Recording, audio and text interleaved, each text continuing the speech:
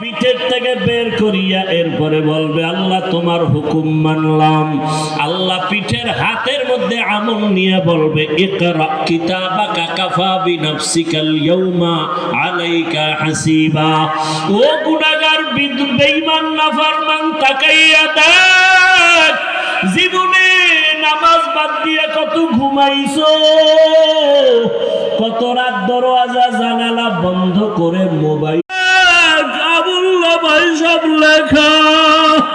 ووضع الكتاب فترى المجرمين مشفقين مما فيه ويقولون يا ويلنا কিভাবে একটা ঝাঁকুনি দিবেন, এমন একটা বাছুনি দিবেন, বাছুনি দেওয়া মাত্র গুনাহগার গুলো বাতাসের মতো উড়িয়া পছন্দ করে নাই।